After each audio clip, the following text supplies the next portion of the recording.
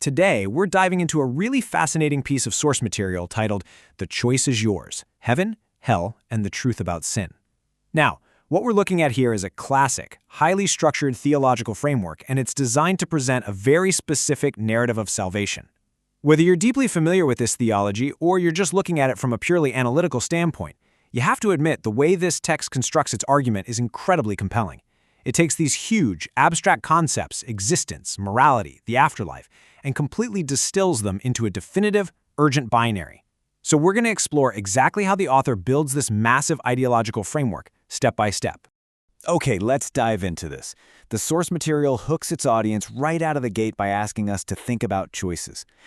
Every single day we make countless decisions, right? Most of them are pretty mundane: what we're going to eat, what we're wearing, and sure, some are definitely life-changing, like our careers or relationships. But the text pivots sharply away from the everyday and goes straight to the infinite. It posits that there is a single, solitary choice holding the ultimate weight, literally a choice that decides eternity. By contrasting our ordinary day-to-day decisions with stakes of this absolute magnitude, the author immediately grabs your attention and sets the stage for a narrative where absolutely everything is on the line.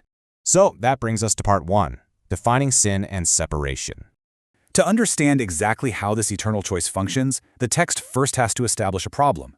And what's really interesting here is how the author shifts the traditional understanding of sin. Commonly, people might define sin simply as just doing wrong, or, making a moral mistake.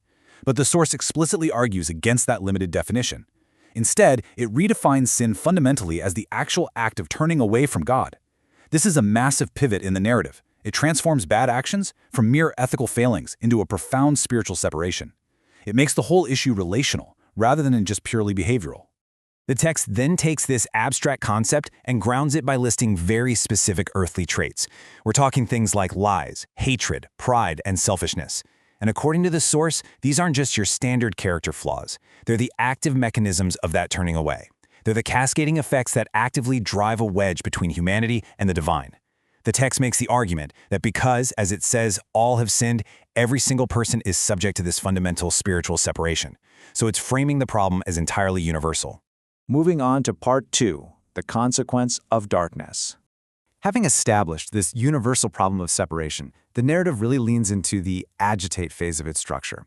So, the crucial point is right here. The author asserts that this separation comes with an ultimate price. The text quotes, "The wages of sin is death."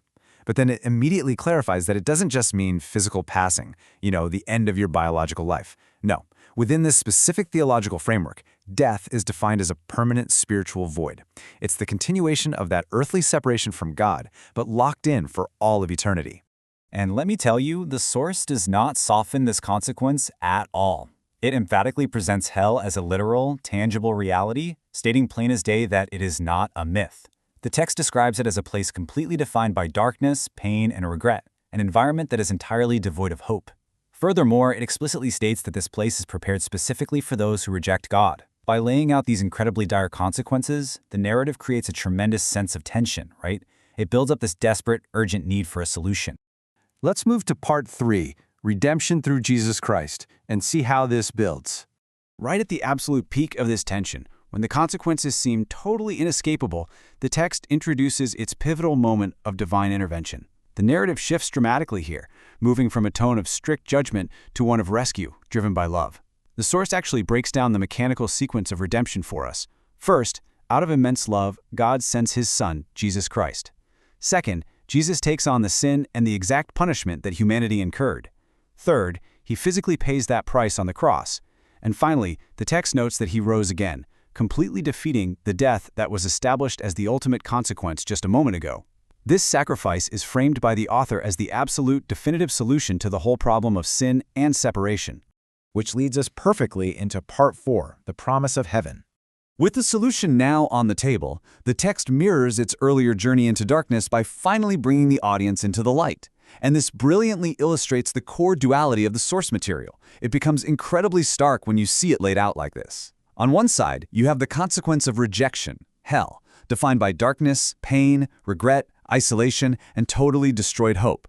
Then, on the exact opposite side, the consequence of acceptance, heaven, framed as a very real place of peace, joy, and light, with absolutely no tears or suffering, only eternal love. The text uses this intense conceptual binary to make the theological outcomes crystal clear to the reader. There is absolutely no middle ground presented here. It is one absolute extreme or the other. Now we arrive at the climax of the framework in Part 5, the ultimate choice. So, the author has established the problem, the consequence, the solution, and the reward. Now the narrative funnels all of these massive, heavy theological concepts down to a single, deeply personal point of action.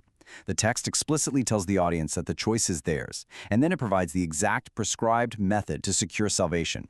It's laid out as a direct four-step path. First, you must believe. Second, you must actively turn to Him today. Third, ask for forgiveness. And fourth, accept Jesus as your Lord and Savior.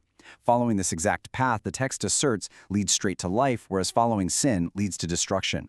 It's a very direct call to action, essentially demanding a response from the viewer based on all the evidence the text has just laid out. To really seal this call to action, the source uses this powerful concluding thought: life is short, eternity is forever. By placing the incredibly brief nature of human existence right next to the vast, incomprehensible timeline of eternity, the author creates this immense sense of urgency.